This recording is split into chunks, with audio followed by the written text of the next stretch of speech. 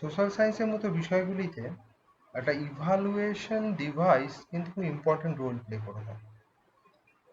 এই ইভালুয়েশন ডিভাইসগুলোই কিন্তু বিভিন্ন ইভালুয়েশন করতে আমাদের কিন্তু সাহায্য করে থাকে, বিশেষ করে সোশ্যাল সায়েন্সের মতো সাবজেক্টগুলো। তো এই ইভালুয়েশনের জন্য আমাদের কিছু কোশ্চেন্স আমরা করতে পারি, এবং সেই কোশ্চেন যখন করা হচ্ছে তখন সেটাকে প্রশ্নপত্র যেটা আমরা করে থাকি সেটাকে আমি ডিভাইস বলতে পারি, ইভালুয়েশন ডিভাইস। আর যখনই আমরা সেটাকে নিয়ে গিয়ে আমরা কোনো একটা পরীক্ষার অ্যারেঞ্জমেন্ট করছি, এক্সাম অ্যারেঞ্জমেন্ট করছি, ক্লাসরুম অ্যারেঞ্জমেন্ট করছি, ইনভিজিলেটর অ্যারেঞ্জমেন্ট করছি, সেই বিষয়গুলোকে কিন্তু আমরা বলে থাকি কি, যে evaluation program. The evaluation device is the part of the evaluation program. তাহলে আমরা এখানে ঢোকার আগে প্রথম যে মেথডটা সেটা কথা বলবো সেটা হচ্ছে interview method.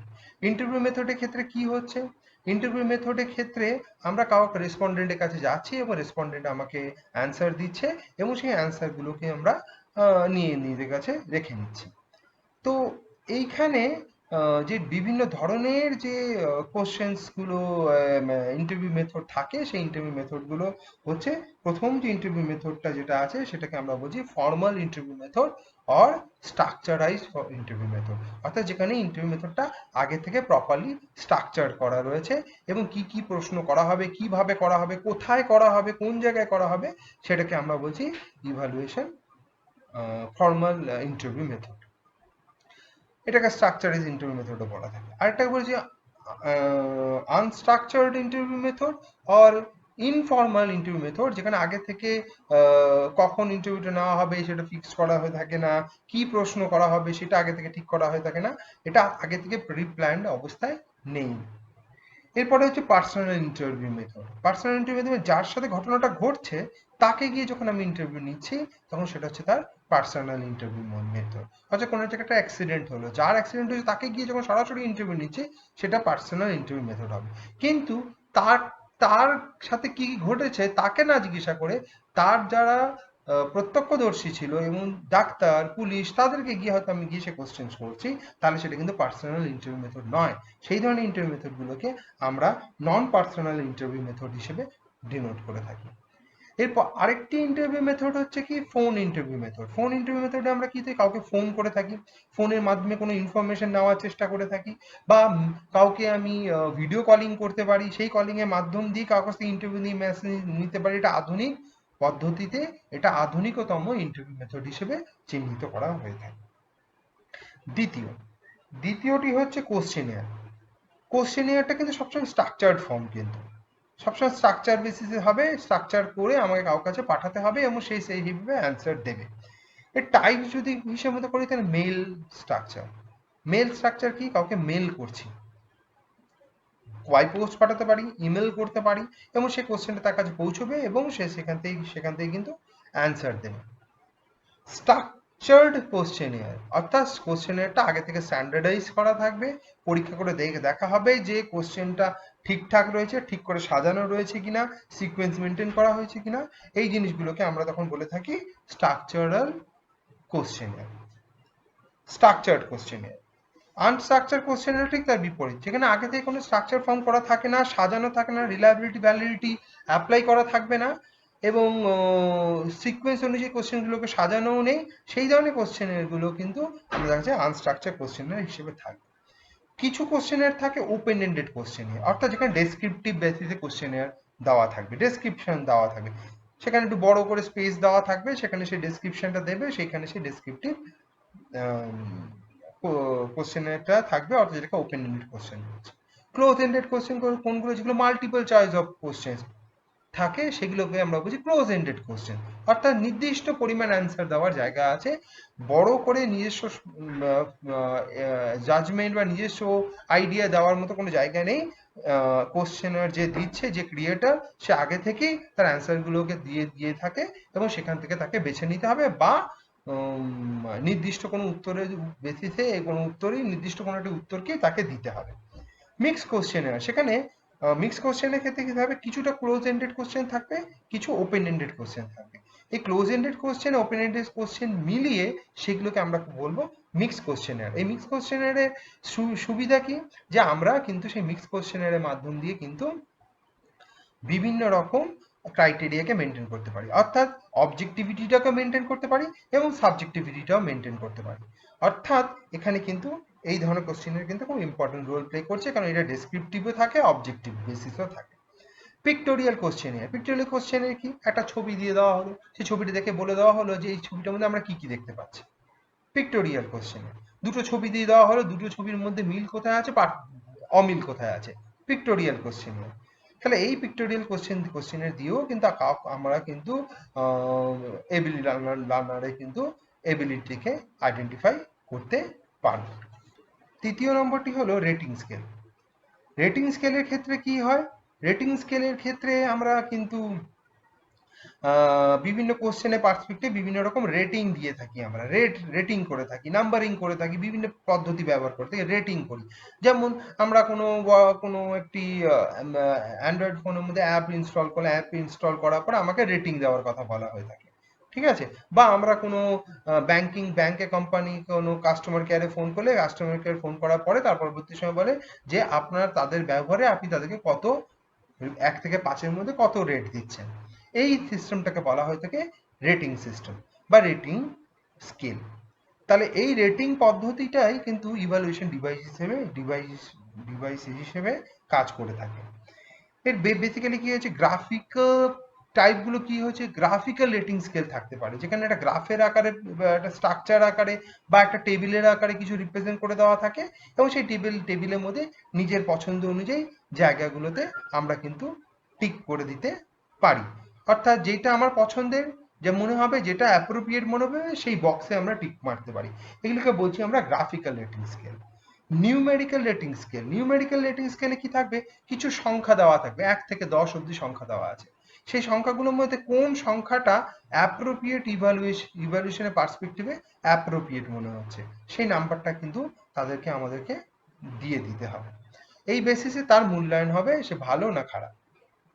Pictorial rating scale হতে পারে, অনেক সময় দেখা যায় যে ইভ্যালুয়েশন করার সময় একটা স্মাইলি বা ইমোজি টাইপের জিনিস যেগুলোকে আমরা ব্যবহার করে থাকি, সেখানে আমরা কিন্তু সেই এক্সপ্রেশন দিয়ে আমরা বোঝানোর চেষ্টা করি যে তার পারফরমেন্সটা কেমন। এখানে বেসিক্যালি 3 ধরনের দেওয়া আছে। ভালো যদি হয় তাহলে স্মাইলি ফেস হবে, এভারেজ হলে নর্মাল ফেস হবে, ন্যাচারাল ফেস, নিউট্রাল ফেস হবে, আর যদি খারাপ হয় তাহলে অ্যাংরি ফেস হবে। এরপরে হচ্ছে লিকার্ট স্কেল। লিকার্ট স্কেলটা কি, লিকার্ট স্কেলে কিন্তু আমরা ফিক্সড 5টা স্কেল থাকবে। স্ট্রংলি এগ্রি বলে অপশন থাকবে, এগ্রি থাকবে, একটা নাইদার এগ্রি নর ডিসএগ্রি থাকবে, একটা ডিসএগ্রি থাকবে, আর একটা স্ট্রংলি ডিসএগ্রি থাকবে। এই 5টি বেসিসে কিন্তু লিকার্ট স্কেল করা হয়ে থাকে। ওই জন্য এই লিকার্ট স্কেল কিন্তু ফিক্সড, 5টাই কিন্তু তার রেটিং থাকবে, এর বাইরে কিন্তু কোনো রেটিং ব্যবহার করা কিন্তু যাবে না। পরবর্তী 4 নম্বর যেটা ইভালুয়েশন ডিভাইস আছে, তাকে আমরা বলছি অবজারভেশনাল ইভালুয়েশন ডিভাইস। এখানে আমরা কি করছি, কাউকে আমরা প্র্যাকটিক্যালি গিয়ে অবজার্ভ করার চেষ্টা করছি, দেখছি, অবজার্ভ করছি। অবজারভেশনের মাধ্যমে আমি কিন্তু বুঝতে পারবো যে সে প্র্যাকটিক্যালি ভালো ফল করছে না প্র্যাকটিক্যালি সে খারাপ ফল করছে। তো এই বেসিসে আমরা কিন্তু কিছু করে থাকি। প্রথমত যেটাকে পার্টিসিপেন্ট অবজারভেশন বলে থাকি। প্রথম যে টাইপটাকে আমরা অবজারভেশনে বলে থাকি পার্টিসিপেন্ট অবজারভেশন। পার্টিসিপেশন অবজারভেশনটা কি, পার্টিসিপেশন অবজারভেশন হচ্ছে সেইটাই যেখানে আমি নিজে ডেটা কালেক্টর এবং আমি নিজে পার্টিসিপেন্ট হয়ে আমি রেসপন্ডেন্টকে অবজার্ভ করছি। অর্থাৎ আমি মাঠে যখন ফুটবল খেলতে নামছি, আমি নিজে মাঠে ফুটবল খেলতে নেমে অন্য ফুটবলারদের বিহেভিয়ারগুলোকে অবজার্ভ করার চেষ্টা করছি বা অ্যানালিসিস করার মানে কালেক্ট করার চেষ্টা করছি, তখন সেটাকে আমরা বলবো কি পার্টিসিপেন্ট অবজারভেশন। সেকেন্ড যেটাকে আমরা বলছি নিউ ন্যাচারালিস্টিক অবজারভেশন বা নন পার্টিসিপেন্ট অবজারভেশন। অর্থাৎ আমি বাইরে থেকে দাঁড়িয়ে ফুটবল খেলা দেখছি এবং প্লেয়ারদের অবজারভেশন দেখছি, অবজারভেশন দেখে তাদের মধ্যে স্পোর্টসম্যান স্পিরিট রয়েছে কিনা সেটাকে আমরা আইডেন্টিফাই করার চেষ্টা করছি, অবজার্ভ করার চেষ্টা করছি। সেই ধরনের অবজারভেশনকে বলা হয় naturalistic observation or non participant observation. তারপর হচ্ছে ডাইরেক্ট অবজারভেশন, আমরা নিজে কারোর কাছ থেকে ইনফরমেশন নিয়ে, কারোর কাছ থেকে অন্য থার্ড পার্টিকে অবজার্ভ করে ঘটনা শুনে কিন্তু আমরা করছি না, ডাইরেক্ট আমরা কিন্তু সেই অবজারভেশন করছি, নিজের চোখে সেই অবজারভেশনটা দেখছি। যেমন আমি যদি বলে থাকি যে আমি গিয়ে টিভি থেকে কোনো খেলা দেখছি, বা টিভি থেকে কারোর কাছ থেকে ইনফরমেশন, রেডিও থেকে কোনো ইনফরমেশন আমি অবজার্ভ করে কোনো ইনফরমেশন গ্যাদার করেছি, তাহলে সেই ধরনের অবজারভেশন কিন্তু ইনডাইরেক্ট অবজারভেশন হিসেবে ডিনোট করা থাকবে। আরেকটা অবজারভেশনকে বলা হয় শিডিউল অবজারভেশন। শিডিউল অবজারভেশন মানে পরপর পরপর আমার কাছে শিডিউল ঠিক করা আছে, যে এত ঘন্টা পর পর বা এত টাইম পর পর, এত দিন পর পর আমি তাকে অবজার্ভ করব এবং দেখে বুঝবো যে তার কোনো ইমপ্রুভমেন্ট হচ্ছে কিনা। যেমন স্পেশাল চাইল্ডের ক্ষেত্রে যদি ধরে থাকি, যে সে দিনের পর দিন তার ডেভেলপমেন্ট হচ্ছে কিনা বা তার অ্যাচিভমেন্ট হচ্ছে কিনা, তাহলে সেটা দেখার জন্য আমি ফ্রিকুয়েন্টলি কিন্তু আমি তাকে অবজার্ভ করতে শুরু করব। এটাকে বলে শিডিউল অবজারভেশন। যেমন আমাদের ক্লাসরুম একটা শিডিউল অবজারভেশনের মধ্যে কিন্তু পড়ে। আনশিডিউল অবজারভেশন, যেখানে প্রপারলি কোনো শিডিউল নেই, যখন মনে হলো, যখন ইচ্ছে হলো তাকে আমি অবজার্ভ করলাম, আর যখন ইচ্ছে হলো না আমি অবজার্ভ করলাম, ঘটনা সাডেন অবজারভেশন হতে পারে। শিডিউল অপশন কিন্তু প্ল্যান্ড, আনশিডিউল অবজারভেশন কিন্তু প্ল্যান্ড নয়, যখন মনে হবে, যখন উপযুক্ত সময় মনে হবে আমি সেই সময় কিন্তু সেটাকে অবজার্ভ করব। কন্ট্রোল অবজারভেশন, কন্ট্রোল অবজারভেশনটা কি? কন্ট্রোল অবজারভেশন হচ্ছে যেটা একটা কন্ট্রোল এনভায়রনমেন্টের মধ্যে আমি তাকে ফেলে দিয়ে তাকে অবজারভেশন করার চেষ্টা করব। কিরকম? যে আমি কোনো একজন ব্যক্তি কাউকে 2 দিন 3 দিন ধরে খেতে দিচ্ছি না, তাহলে সেইখানে 2 3 দিন পরে তার মধ্যে ইরিটেশন আসছে কি আসছে না, তাহলে আমি একটা কন্ট্রোল এনভায়রনমেন্টের মধ্যে ফেলে দিয়েছি, সেই কন্ট্রোল এনভায়রনমেন্টের মধ্যে সে কিরকম বিহেভ করছে। একটা হাইলি এডুকেটেড পার্সন, সে যখন প্রচন্ড কলকাতার বুকে প্রচন্ড একটা ভিড় ট্রেনের মধ্যে উঠছে, ওঠার পরে সে কি ধরনের রেসপন্স দিচ্ছে, সেইটা কিন্তু অবজার্ভ করাকে আমরা কিন্তু বলছি কন্ট্রোল অবজারভেশন। 5 নম্বর আসছে চেকলিস্ট। চেকলিস্ট হচ্ছে কি, যদি আমরা কোথাও কখনো ঘুরতে যাই, তাহলে ঘুরতে যাওয়ার সময় আমরা একটা লিস্ট তৈরি করি, যে লিস্টের বেসিসে আমরা বলতে পারি যে এই এই জিনিসগুলো আমাদের রিকোয়ারমেন্ট এবং এই জিনিসগুলো আমরা নিয়ে যাচ্ছি। সেরকম ইভালুয়েশন ডিভাইসের ক্ষেত্রেও সেরকম ধরনের চেকলিস্টের ব্যবস্থা কিন্তু করা রয়েছে। সেই বেসিক্যালি চেকলিস্টটা কি?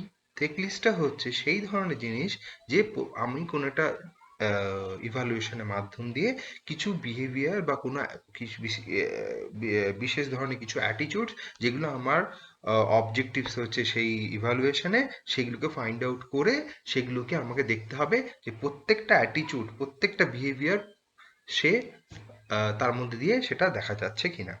এগুলোকে বলছি আমরা চেকলিস্ট। বেসিক্যালি এই চেকলিস্টকে আমরা 3 ভাগে ভাগ করতে পারি। প্রথম যে চেকলিস্টের আমরা কথা বলছি সেটাকে বলছি সিম্পল চেকলিস্ট। সিম্পল চেকলিস্টে কি, কতগুলো ইভেন্ট দেওয়া থাকবে, প্রত্যেকটা ইভেন্ট আমি অবজার্ভ করেছি কিনা, বা প্রত্যেকটা ইভেন্ট আমার অবজারভেশনে হয়েছে কিনা, বা প্রত্যেকটা ইভেন্ট লার্নার রিপ্রেজেন্ট করেছে কিনা, বা ইভালুয়েশন যখন হচ্ছে তখন প্রত্যেকটা অ্যাটিটিউড বা বিহেভিয়ার দেখতে পেয়েছে কিনা, সেগুলোকে আমরা সিম্পলি লিস্ট ডাউন করে নিচ্ছি। পরেরটাকে আমরা বলছি ওয়েটেড চেকলিস্ট। ওয়েটেড চেকলিস্ট কি, প্রত্যেকটা ক্রাইটেরিয়া, প্রত্যেকটা বিহেভিয়ার, প্রত্যেকটা অ্যাটিটিউডের পেছনে কিন্তু বিভিন্ন রকম ওয়েটেজ দেওয়া থাকবে। আমি মনে করলাম যে কোনো একটা অ্যাটিটিউডের জন্য আমি 5 মার্কস দেবো, কোনো একটা অ্যাটিটিউডের জন্য 1 মার্কস দেবো। যখন এই মার্কিং করছি, মার্কস দেওয়ার ব্যাপারটা যখন আমাদের সেটার মধ্যে চলে আসে চেকলিস্টের মধ্যে, তখন সেটাকে আমরা বলছি ওয়েটেড চেকলিস্ট। তারপরে বলছি force choice checklist. Force choice চেকলিস্টটা কি? ফোর্স চয়েস চেকলিস্ট হচ্ছে আমরা কতগুলো প্রশ্ন করতে পারি। 5টা প্রশ্ন করা হলো, দুটো দেখা গেল মোস্ট অফ দ্য কেসেসে হওয়াও কথা, আর দুটো একদম অপোজিট মিনিং এ দাঁড়াচ্ছে, যেখানে সবসময় সেটা অ্যাপ্লাই করা হচ্ছে না, আর একটা এমন থাকবে যেটা একদম নিউট্রালকে আইডেন্টিফাই করবে। তাহলে এইভাবে আমি বারবার 3 4 5টা প্রশ্নের মাধ্যম দিয়ে আমি কিন্তু আইডেন্টিফাই করতে পারবো যে যার আমি ইভালুয়েশন করতে আছি সে সঠিক রেসপন্স দিচ্ছে কি দিচ্ছে না। এর জন্য প্রয়োজন ফোর্স চয়েস চেকলিস্ট। আচ্ছা, 6 নম্বরটা আমরা চলে আসছি, যেটা রেকর্ড, অ্যানেকডোটাল রেকর্ড। তা অ্যানেকডোটাল রেকর্ডটা কি? অ্যানেকডোটাল রেকর্ড হচ্ছে সেই রেকর্ড যেখানে আমরা কোনো ইনফরমেশনকে স্টোরি আকারে তুলে ধরতে পারি। অর্থাৎ কোনো একটা অ্যাটিটিউড, কোনো একটা বিহেভিয়ারের নেচারটা কিরকম সেটা আমি স্টোরি আকারে আমি সেটাকে লেখার চেষ্টা করব। এটা হচ্ছে ইভালুয়েশন একটা প্রসিডিউর। অর্থাৎ আমি ইভ্যালুয়েশন করতে গিয়ে কোনো একটা বিশেষ বৈশিষ্ট্য নিয়ে যখনই তার কোনো একটা এসে লিখতে যাচ্ছি বা গল্প লিখতে যাচ্ছি সেই বিষয় বা বৈশিষ্ট্যটা নিয়ে, তখন তাকে আমরা বলছি অ্যানেকডোটাল রেকর্ডস। এইভাবে কিন্তু ইভ্যালুয়েশন করা যেতে পারে। অ্যানেকডোটাল রেকর্ডের ক্ষেত্রে খুব বেশি ক্লাসিফিকেশন কিছু নেই, এটা একটাই প্রসিডিওর, এর কোনো বিভিন্ন রকম প্রসিডিওর সম্বন্ধে আমার জানা নেই। যতটুকু জানি যে একটাই প্রসিডিওরকে আইডেন্টিফাই করছে। পরবর্তী যে ইভ্যালুয়েশন ডিভাইস রয়েছে সেটাও একই ধরনের, তার কোনো ক্লাসিফিকেশন বা টাইপস নেই, সেটা হচ্ছে কিউমুলেটিভ রেকর্ডস। কিউমুলেটিভ রেকর্ডস মানে কিউমুলেটিভ ওয়েতে আমাকে রাখতে হবে রেকর্ডটা। অর্থাৎ ক্লাস 5, 6, 7, 8, 9, 10 করে যখন সে পাস করে যাচ্ছে, প্রত্যেকটা বছরের রেকর্ডগুলোকে পরপর সাজিয়ে রেখে রেখে আমি তার প্রিভিয়াস বিষয়টাকে আমরা ইভালুয়েট করার চেষ্টা করব, প্রিভিয়াস অ্যাচিভমেন্টগুলোকে আমি রেকর্ড করব যে তার ইমপ্রুভমেন্ট হচ্ছে কি হচ্ছে না দেখার জন্য।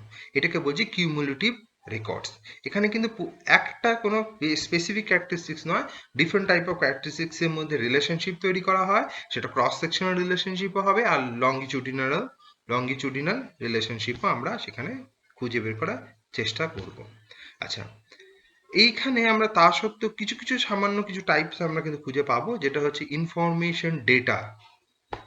ঠিক আছে, ইনফরমেশন ডেটা মানে কে, ব্যক্তিটি কি, যার ইভ্যালুয়েশন করে সে কে, কিরকম, তার কি ইনফরমেশন রয়েছে, আগে কি ধরনের ইনফরমেশন ছিল, এখন কি ধরনের ইনফরমেশন আছে, এইটা। তারপর এনভায়রনমেন্টাল ব্যাকগ্রাউন্ড ডেটা আমার দরকার। এনভায়রনমেন্টাল ব্যাকগ্রাউন্ড ডেটাটা কিন্তু খুব ইম্পর্টেন্ট। এনভায়রনমেন্টাল ব্যাকগ্রাউন্ড ডেটা কিন্তু আমাকে হেল্প করছে তার এনভায়রনমেন্টটা, পরিবেশটাকে বোঝার জন্য, তার ফ্যামিলি এনভায়রনমেন্ট, তার খেলাধুলা যেখানে করছে সেখানকার এনভায়রনমেন্ট, তার আশপাশে বাড়ির এনভায়রনমেন্ট, সেটা। ফিজিক্যাল ডেটা, হাইট, ওয়েট, এইসব ইনফরমেশনসগুলো কিউমুলেটিভ ওয়েতে আমার কাছে রাখতে হবে বছরের পর বছর। সাইকোলজিক্যাল ডেটা, কোনো সাইকোলজিক্যাল কোনো সমস্যা আছে কিনা বা ইন্টেলিজেন্সি কোনো টেস্ট করা হয়েছে কিনা, এই বিভিন্ন ইনফরমেশনসগুলো টাইম টু টাইম কিন্তু রাখতে হবে সাইকোলজিক্যালি। সাইকোলজিক্যাল ডেটাগুলোকে রাখতে হবে। এরপর হচ্ছে এডুকেশন ডেটা, অর্থাৎ যে নর্মালি একাডেমিক যেরকম রেজাল্ট করে এসে সেই রেজাল্টগুলো কিউমুলেটিভ ওয়েতে সময়ের সাথে সাথে সেই ডেটাগুলো কিন্তু আমার কাছে রাখতে হবে। একটা প্রসিডিওর হচ্ছে রিটেন এক্সামিনেশন। নর্মালি আমাদের ফর্মেটিভ সামেটিভ এক্সামিনেশন স্কুলগুলো হয়, কলেজগুলোতে হয়, সেখানে আমরা কি হচ্ছে, আমরা একটা কোশ্চেন পেপার দিয়ে দিচ্ছি আর অ্যান্সার দিচ্ছে, এগুলো আমরা বলে থাকি রিটেন এক্সামিনেশন। এই রিটেন এক্সামিনেশনটা কি কত ধরনের হতে পারে, তার মধ্যে কি কি টাইপস আছে? বেসিক্যালি হচ্ছে এসে টাইপ অফ টেস্ট হতে পারে, বড় বড় প্রশ্ন দেওয়া হবে, সেখানে ডেসক্রিপটিভ হতে পারে, ডিসকাস হতে পারে, ডিফাইন হতে পারে, ইলাস্ট্রেশন হতে পারে, এক্সপ্লেইন হতে পারে, কম্পেয়ার হতে পারে, আর সামারাইজ করা যেতে পারে। এরকম বড় বড়, যেখানে সে তার নিজের এবিলিটিকে আইডেন্টিফাই করার চেষ্টা করবে, অর্থাৎ সেখানে নিজের মতামত বা নিজের জাজমেন্টকে চিহ্নিত করার চেষ্টা করবে। এরপর আছে অবজেক্টিভ টাইপ অফ কোশ্চেন, ছোট ছোট প্রশ্ন হবে অবজেক্টিভ টাইপ, এবং স্পেসিফিক অ্যান্সার হবে সেরকম। অর্থাৎ অবজেক্টিভিটিটা, আগেরটা ক্ষেত্রে আমরা সাবজেক্টিভিটিটাকে আইডেন্টিফাই করার চেষ্টা করছিলাম, পরেরটা ক্ষেত্রে আমরা অবজেক্টিভিটিটাকে আইডেন্টিফাই করতে পারছি। অবজেক্টিভিটি কি? Understanding, remaining, analysing, applying, creating, evaluation, এই ধরনের জিনিসগুলোকে আমরা কিন্তু সে পারছে কি না সেটাকে বোঝার জায়গাগুলোকে অবজেক্টিভ বেসিসে আইডেন্টিফাই করতে পারবো। এরপরে আমরা যেটাকে আসি শর্ট অ্যান্সার টাইপ, যেখানে কিছুটা অবজেক্টিভিটি মেনটেন করা হচ্ছে এবং কিছুটা সেখানে সাবজেক্টিভিটিও মেনটেন করা হচ্ছে। সাবজেক্টিভিটি কেন? ছোট করে তাকে লিখতে হচ্ছে, বিষয়টা সম্বন্ধে ডিটেল ইনফরমেশন তাকে দিতে হচ্ছে, সেখানে সাবজেক্টিভিটি। অবজেক্টিভিটি কেন? যেটা বড় বিষয়টা, সেই বড় বিষয়টা পুরো না লিখে ছোট করে লিখতে হবে। কিন্তু অবজেক্টিভিটি এক স্পেসিফিক অ্যান্সার এইখানে কিন্তু পাওয়া যাবে না সেইভাবে, কিছুটা হয়তো ক্যারেক্টারিস্টিক্স অবজেক্টিভিটি হলেও পাওয়া যেতে পারে। এরপরে একটা যে ইভালুয়েশন সিস্টেম হচ্ছে লাস্ট ইভালুয়েশন সিস্টেম, যেটাকে আমরা বলে থাকি ইভালুয়েশন প্রোগ্রাম বা ডিভাইস যা আমরা বলে থাকি, সেটাকে বলছি ওরাল এক্সামিনেশন। ওরাল এক্সামিনেশনকে আমি মুখে মুখে প্রশ্ন করব এবং ইনস্ট্যান্টলি তার সামনে দাঁড়িয়ে সেই প্রশ্নগুলো সে উত্তর দেবে, এবং আমি সেখান থেকে বিচার করব যে সেই উত্তরগুলো দিতে পারছে কিনা, তার কনফিডেন্স লেভেল কি আছে কিনা, সেই জিনিস বোঝার চেষ্টা করবো। কারণ রিটেন এক্সামিনের সময় তার খাতা অনেকে দেখছে না, সেই জন্য হয়তো সে কনফিডেন্টলি দিতে পারছে। ওরাল সময়কে কারোর টিচারের সামনে অ্যান্সার দিতে গেলে তার মধ্যে একটা হেজিটেশন আসতে পারে, তার মধ্যে একটা কনফিডেন্স লেস ফিল করতে পারে, সেগুলোকে দূর করার জন্য আমাদের কিন্তু ওরাল এক্সামিনেশনটা কিন্তু ইম্পর্টেন্ট, কারণ সেখানে বাচ্চারা নিজেকে রিপ্রেজেন্ট করার মতো একটা কনফিডেন্স পাবে। তো এই জিনিসগুলো যেগুলোকে বলা হলো, এগুলো সব হচ্ছে ইভালুয়েশন ডিভাইসেস। এই ইভালুয়েশন ডিভাইসেস গুলো কি করছে, আমাকে ইভালুয়েশন কোন টুল দিয়ে আমি ইভালুয়েশন করব, কোন বিষয় দিয়ে আমি ইভালুয়েশন করব সেটাকে ঠিক করে দিচ্ছে। কিন্তু প্রত্যেকটা টুল বা প্রত্যেকটা ডিভাইসের জন্য যে ধরনের প্রোগ্রাম অ্যারেঞ্জ করার প্রয়োজন রয়েছে সেগুলোকে আমরা বলছি ইভালুয়েশন প্রোগ্রাম। অর্থাৎ প্রোগ্রাম প্রপারলি যদি ফর্ম না করা যায় বা প্রপারলি যদি আমি ইভ্যালুয়েশন প্রোগ্রামটাকে তৈরি না করতে পারি, তো ইভ্যালুয়েশন ডিভাইসগুলো কিন্তু প্রপারলি কাজ কিন্তু করবে না। ওই জন্য ইভ্যালুয়েশন ডিভাইসের সাথে সাথে আমায় কিন্তু ইভ্যালুয়েশন প্রোগ্রামটাকে সেই ইভ্যালুয়েশন ডিভাইসের সিগনিফিক্যান্ট এবং সাইমালটেনাস করতে হবে। Thank you.